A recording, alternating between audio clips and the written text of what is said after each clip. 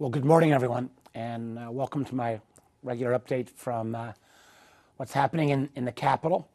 Probably what's dominating the news now is that this big, ugly bill that passed the House by one vote is now in front of the Senate. And as we've seen, the more this bill gets exposed, the uglier it becomes. I guess I was not totally surprised even yesterday when the long bromance between the world's richest man and the president looks like it's finally coming to breakup time, when even Elon Musk went online to attack this bill. Let me tell you some of the reasons why I think this bill needs to not see the light of day, and everything I'm going to do to make sure it does not pass. The area that's probably received the most attention is the health care cuts. And remember, health care is very expensive in this country, and people receive health care in a variety of forms. If you are below certain income levels, you receive health care through Medicaid. If you are small businesses or individuals, you oftentimes will buy health care through the health care exchange that was set up with Obamacare. Or if you work for larger companies, you sometimes will buy your health care through your company employer. But remember, all of these deliveries of healthcare systems have some additional subsidy dollars that go into providing this insurance. And that is clearly the case because there's lots of tax benefits for employers providing healthcare.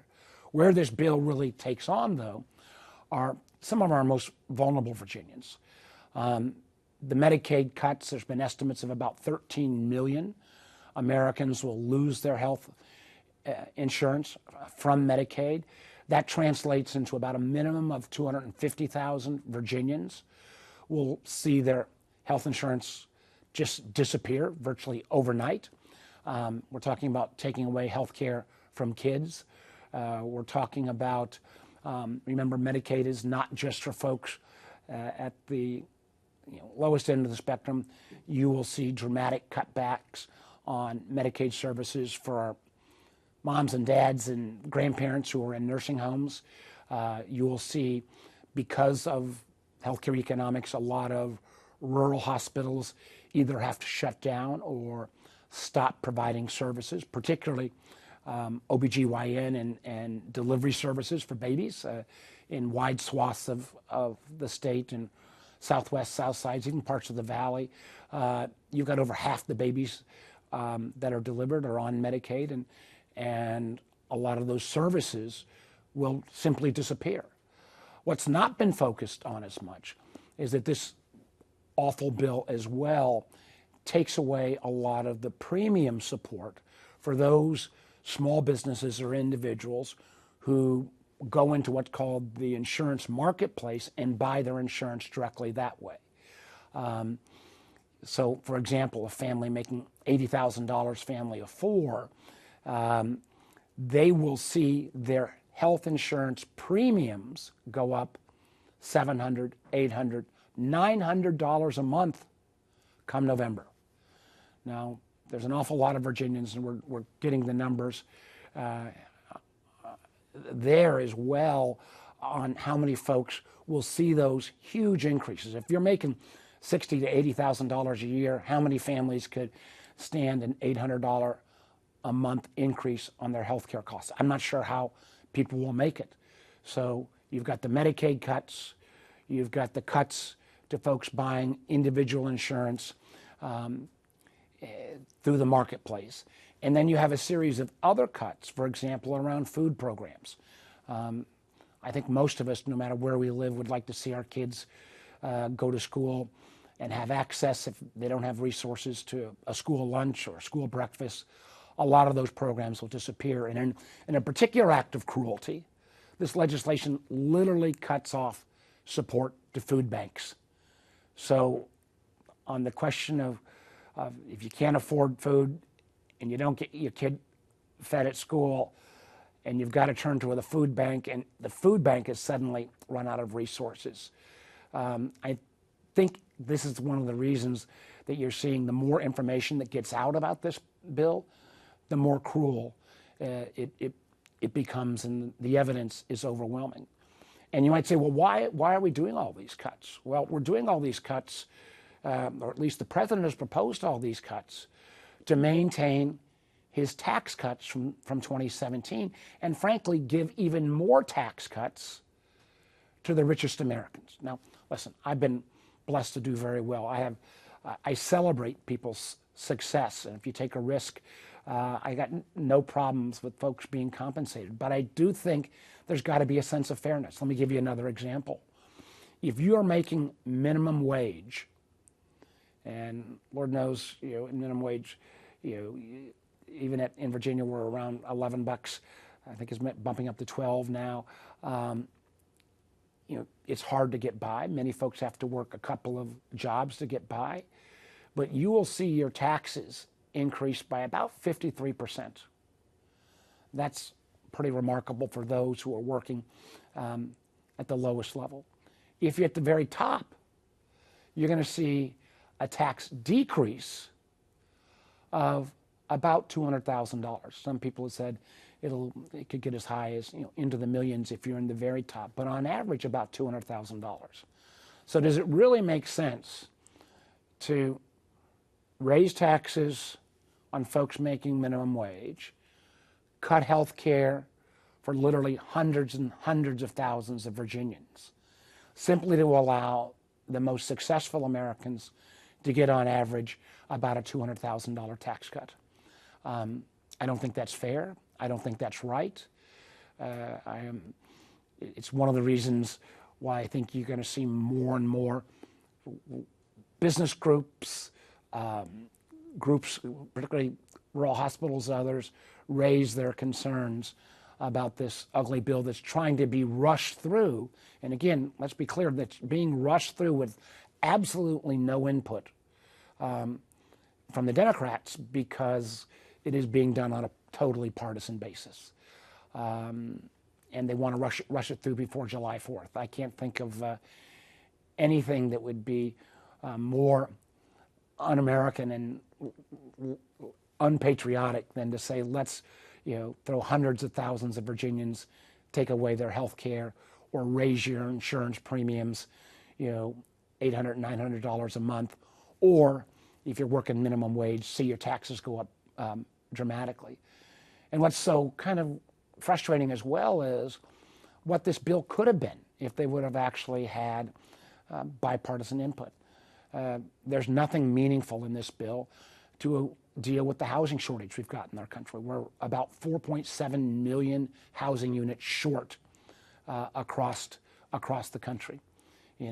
A balanced tax and big bill would increase the supply of housing in our country. It would expand existing programs like the low-income tax credit for housing. It would expand programs that I've been working on around restoration of historic homes and historic buildings. It would add new programs that I've got in place, bipartisan ideas that would incent, for example, religious institutions to use some of their available land for additional housing supply. It does none of that. The other thing this bill doesn't really do virtually anything on is child care costs. I mean, we see in parts of Virginia that it's more expensive to send a kid to child care than it is to send a kid to university. This bill does basically nothing in that area. We could have greatly expanded a child tax credit. There is some slight expansion, but we could have really made child care much more affordable. We could have tried innovative new public-private programs to provide child care at a more affordable rate. None of that in housing or child care in any meaningful way is put into this legislation. So it's not only folks at the bottom, taxes going up for tax breaks for the richest Americans. It's throwing hundreds of thousands of Virginians out of their health care or driving up their health care premium costs, and that premium cost increase is only now being explored. And on the issues that I hear so much about, child care and housing, this is a huge, huge missed opportunity. So that is why I will fight this bill. Tim Kaine and I are working together hand in glove, and again, just trying to educate people about how draconian and dramatic this bill's effect could be on people all across the Commonwealth. Because let's face it, if we have this kind of dramatic change of throwing people off Medicaid or dramatically changing the insurance market, even if you're doing well and you're saying, I don't get my health insurance that way, this will collapse so much of the existing marketplace that your rates will go up, even if you're getting health insurance through your employer. So it is something I think we should take a long, hard pause, and folks across Virginia need to hear what's in it. In another part of what's going on, and this is, again, one of the times where you just got to shake your head, the Department of Homeland Security, and again, this goes back to administration that says it's supposed to be about economy and efficiency. Remember DOGE effort before Musk left town, and again, Musk attacking this big bill as well. They put out this absurd list last week that was full of mistakes that, for example, I know Virginia, there is no Martinsville County in Virginia. There is a small town in Southwest Virginia called Duffield. It is not a city. There was community after community that was somehow viewed as a sanctuary community. And I know police departments and sheriff departments across Virginia were flipping out because they have worked with, in legal ways, with ICE and with the immigration enforcement, and to somehow get put on this list. And this list is so sloppily put together. I don't know if it was generated by a bad AI tool or somebody that couldn't even spell, but as in so many times with this administration, the casual sloppiness, suddenly the list disappears over the weekend when there were so many mistakes made. Again, I think as we see more and more information come out from an administration that says they're going to be efficient, this DOGE effort that Musk led, I think at the end of the day will end up costing taxpayers money rather than saving any taxpayer dollars. It's just been so sloppily put forward. So we've got that effort. What we also have, and I want to raise this has not really been followed that closely, but for an administration, again, that at the beginning of its time said, oh, we want to be transparent. You have an administration that is now being the opposite of transparent. And in the intelligence domain, where I'm proud of my tenure as chair of the Intelligence Committee and now vice chair, we've seen people put forward by the Director of National Intelligence who claimed she was going to be transparent. One of her designees, her chief of staff, has literally been caught trying to cook the books in terms of intelligence conclusions about some of these Venezuelan gangs, literally to the point where the intelligence professional that made this independent assessment got fired because he wouldn't cook the books. That's not transparency. That's undermining the integrity of the independence of the intelligence community.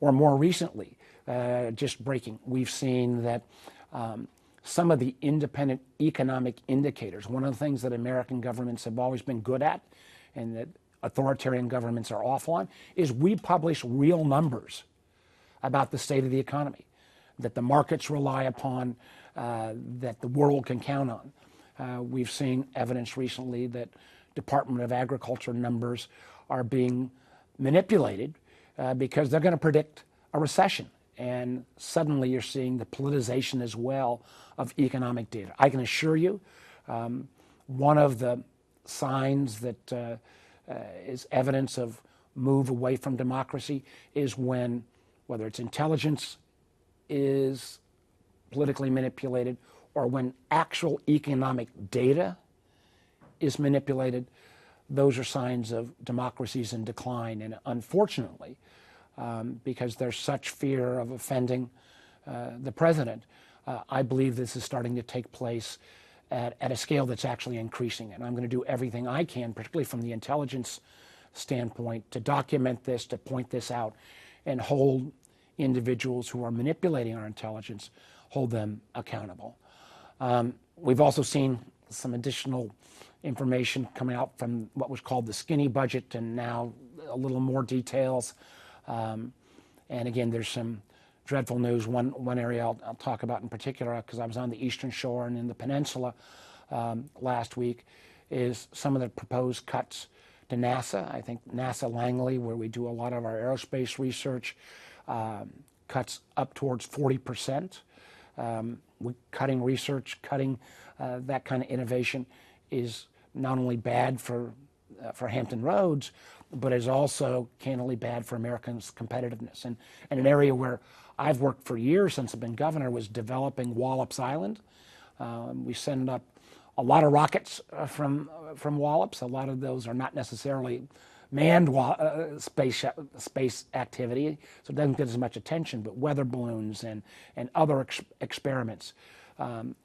If some of these proposed cuts come to place at Wallops, the kind of innovation economy that we're trying to build on the Eastern Shore, not taking away the great agricultural assets and tourism assets, but having Wallops on the Eastern Shore is also a great economic asset. That's under assault as well. So challenging times here. Most of our attention will be on this big ugly bill. I do think you're starting to see from both ends of the political spectrum, Republicans themselves say, hey, we're not sure we want to take on all this activity. I'm going to do all I can to continue to raise these concerns and make sure Virginians realize what's at stake. And again, try to work, proud of the fact that I'm bipartisan, but try to work with my Republican colleagues to say, hey, just don't tell me privately your concerns, but be willing to voice those publicly. We can and must do better. So with that, I know I went a little long, and I didn't even get to some of my conversations I had with PTA leaders across the states, but I'll turn it over to Laura and be happy to take your questions.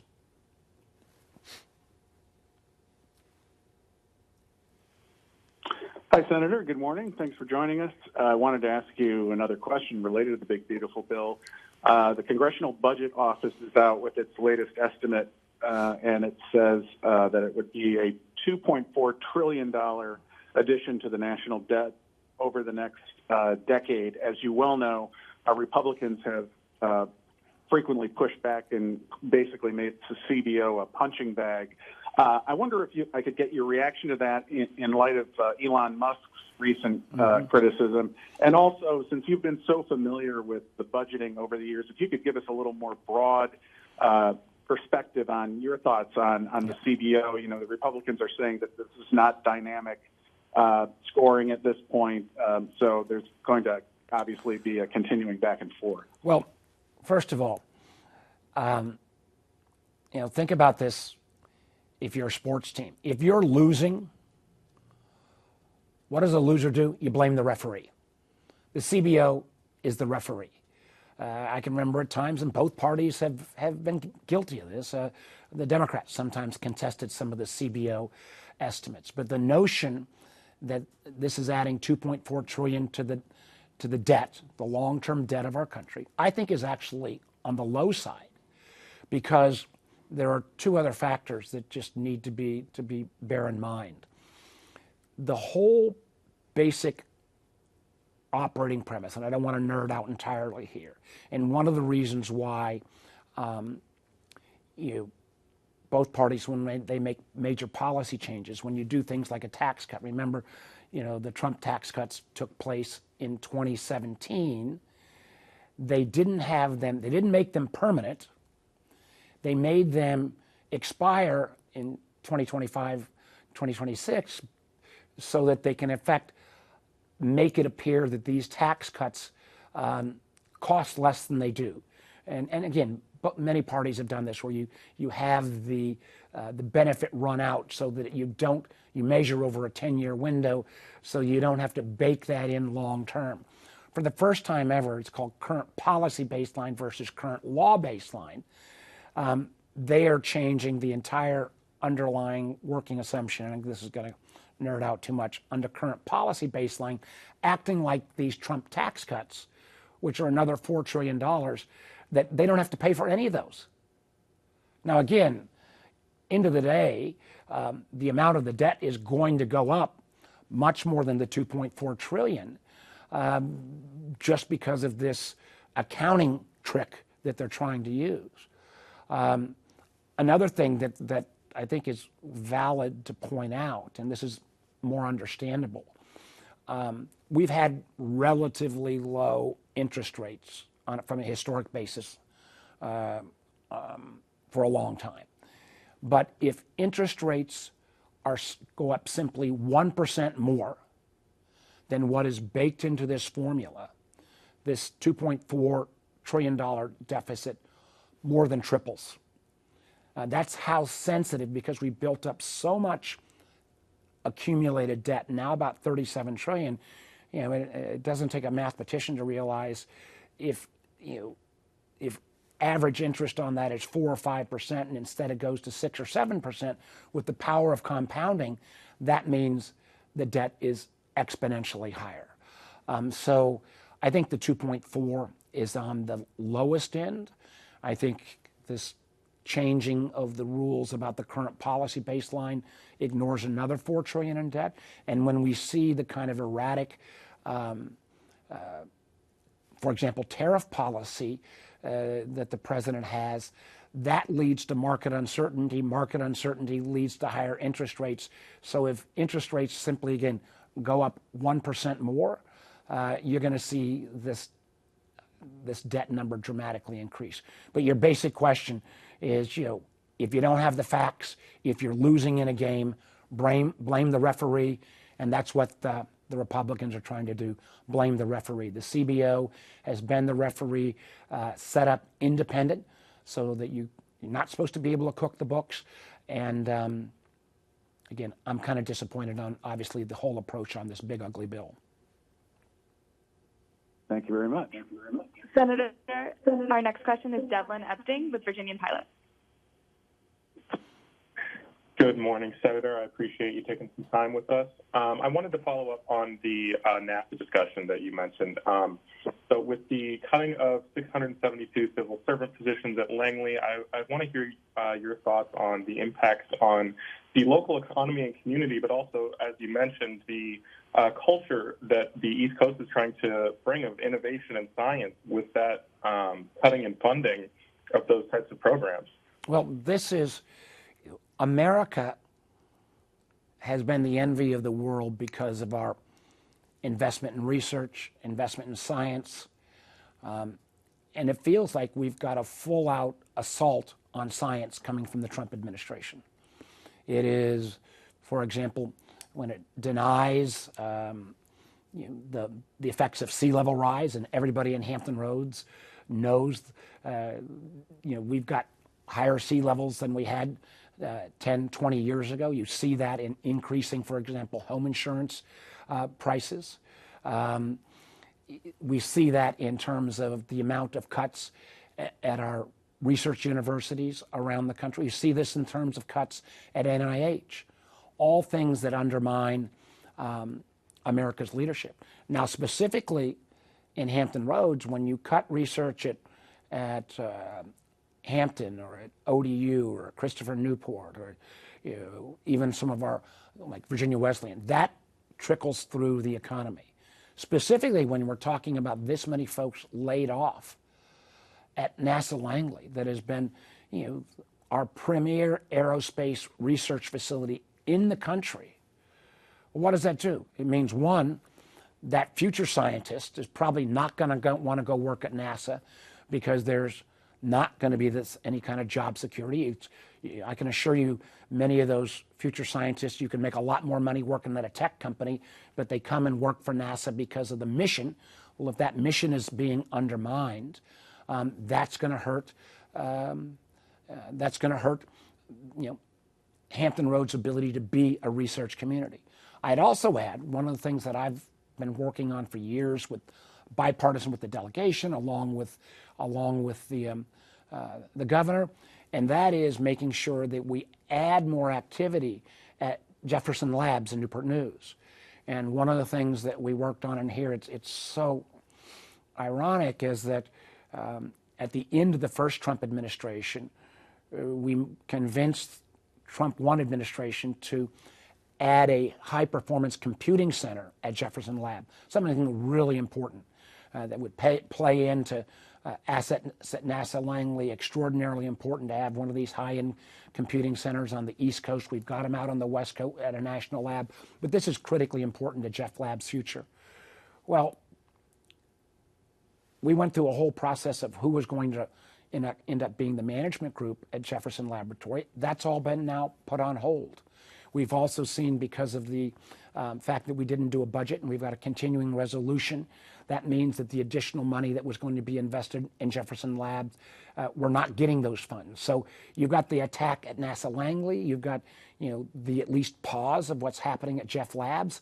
That is a double whammy for a community that has already experienced other cuts, some of the cuts that are kind of across the board from the DOGE efforts. Remember, Hampton Roads, next to Northern Virginia, has the highest number of both federal employees and government contractors of virtually any place in the country. And this is bad policy, it's bad for innovation, and could be a disaster for Hampton Roads. Senator, our next question is Brittany Slaughter with ABC 13.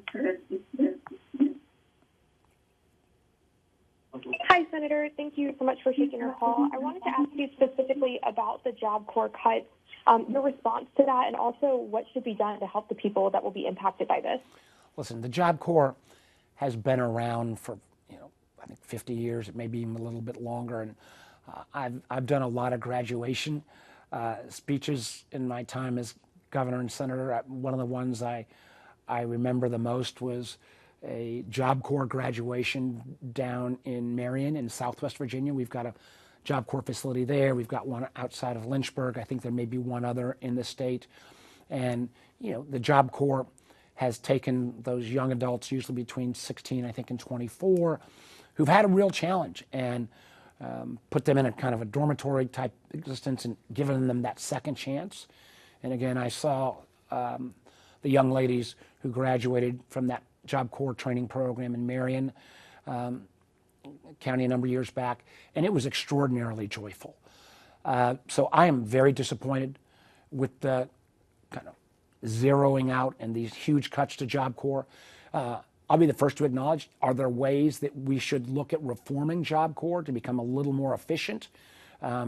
Should we do a review and see how we can, perhaps lower some of the costs and make sure that people who do graduate from the program, are actually employed 2 to 3 years after the fact? Yeah, count me in on reform. But instead, you've got this chainsaw approach that is coming in and literally cutting these programs to the bone. That is not only going to affect the lives of these youth that are in need, not having access to this job training program, but it's also going to affect the communities where these Job Corps centers are located and hurt those economies as well. This is, again, the kind of short-sighted, sledgehammer, chainsaw, pick your analogy approach to cutting these programs where, candidly, if you'd actually had a thoughtful government efficiency program, count me in. I would have loved. I'll remind everybody here, when I was governor of Virginia, Virginia got named best managed state in the country because we took our time and looked at where we could find greater efficiencies, and we had a budget shortfall, so we were pushed to find those efficiencies, but we did it in a thoughtful way, not this approach that we see time and again coming out of this administration. And the communities and the participants that have had Job Corps centers, this is going to be a big economic hit. Senator, our next question is Chris Horn with Wavy News. Hi, Senator. Thanks for taking my question. Following the successful drone attacks by Ukraine deep into Russian territory on air bases there, what are the implications for security at our bases, especially after what happened with the drones that flew over Langley about 18 months ago? Yeah. And what's the intel community doing about it as well? Well, great question. Let me take it in reverse order.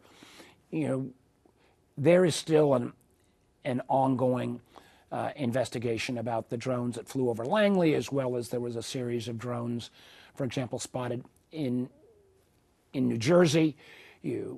The vast majority of these drones, I think, have been hobbyists, but literally the fact that these drones flew over Langley in a pattern over a number of days really concerns me. And one of the things that it pointed out was we didn't have appropriate protocols in place on how you can take those drones down. Now, you've got to be careful about how you take a drone down that could be potentially flying over a city or a populated area. But we didn't have any kind of procedures. Is it the local base commander's responsibility? Is it the local law enforcement? And we have worked to make a better set of rules in place on how you can take these drones down. And and let me assure you, there's been some evidence that some of these may have been flown or manipulated by Chinese nationals who are trying to spy on our facilities, and we have to increase our security there. Point one. Point two, I had a national security individual send me,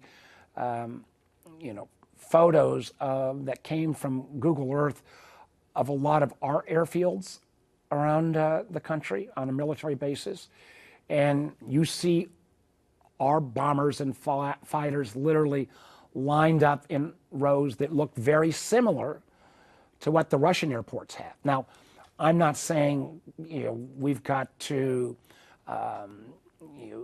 put everything in a hangar or rethink how we deploy this aircraft, but I do think we have to realize that what Ukraine is doing is redefining modern warfare. It is showing that who has the most tanks and trucks and planes alone may not be the most successful. What Ukraine was able to do here is really brilliant, and we're still getting intelligence on this. The fact that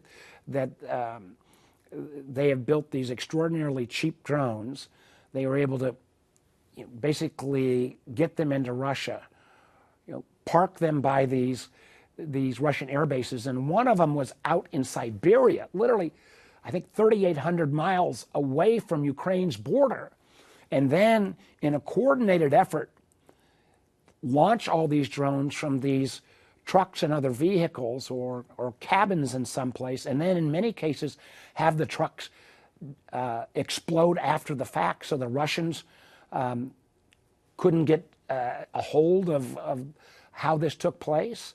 I think this means, and we need to rethink in America. I mean, the fact that the Ukrainians are creating drones at the cost of a couple $100. I mean, there were basically 2 million drones last year, and they're going to be up to 4 million drone production themselves. It shows how resourceful they are.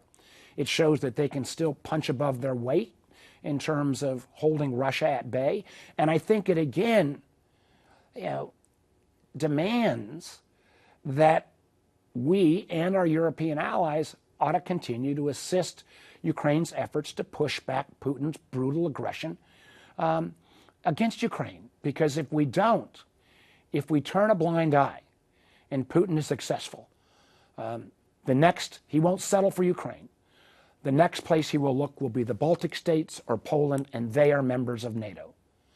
And do we really want American soldiers do we want American soldiers engaged in conflict in Europe? If you allow a bully like Putin to be successful, I'm so fearful that American and NATO troops will be in harm's way. We need to draw the line, and then bringing it back to domestic. We need to think, and this is hard to say in a defense state like Virginia, but our constant investment in a lot of these legacy platforms is just not smart.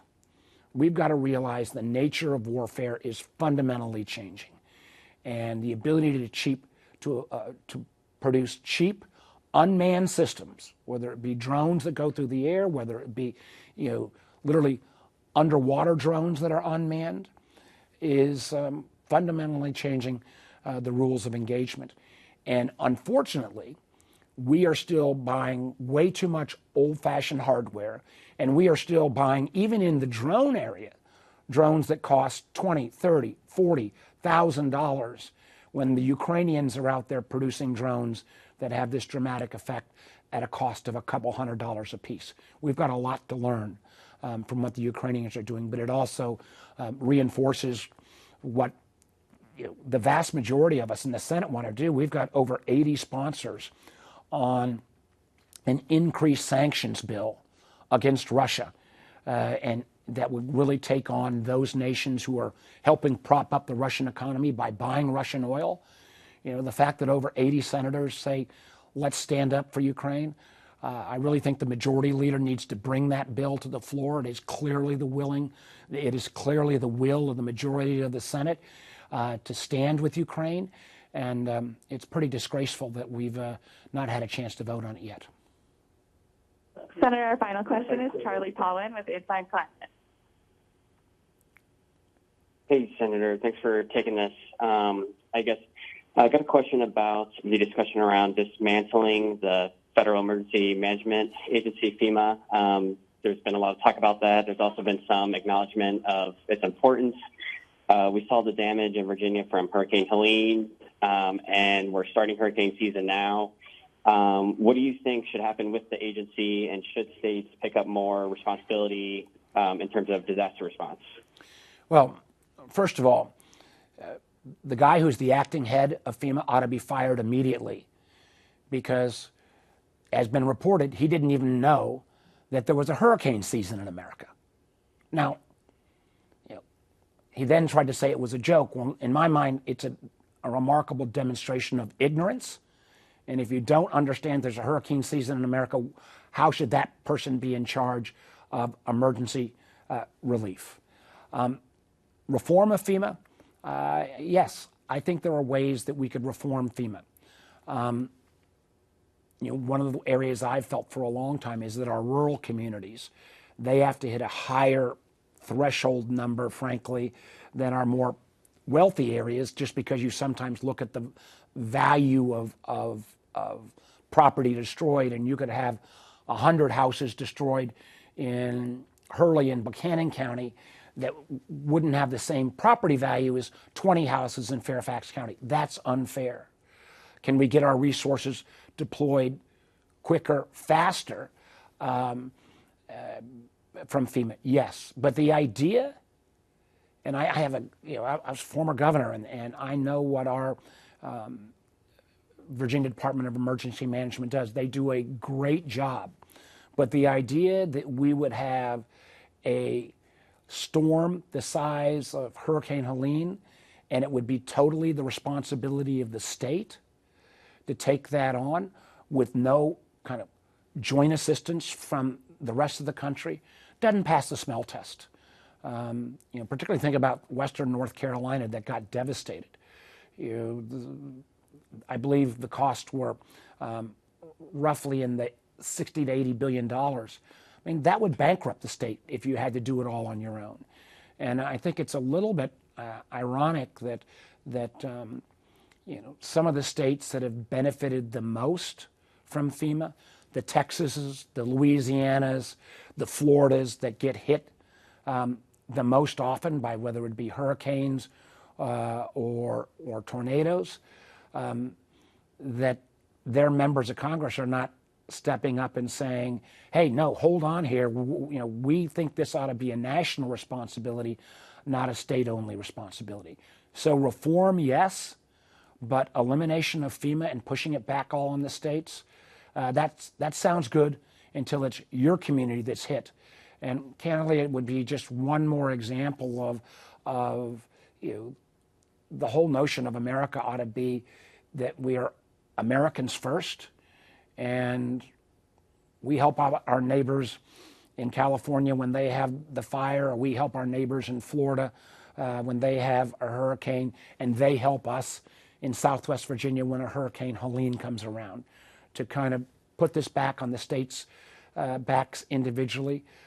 All you're doing is passing the buck, and frankly, for states like ours that can get hit both by hurricanes from the, with our shoreline, as well as this increasing number of storms that come up, for example, into like Southwest Virginia, we would bear a disproportionate burden. It wouldn't be fair. It wouldn't be right.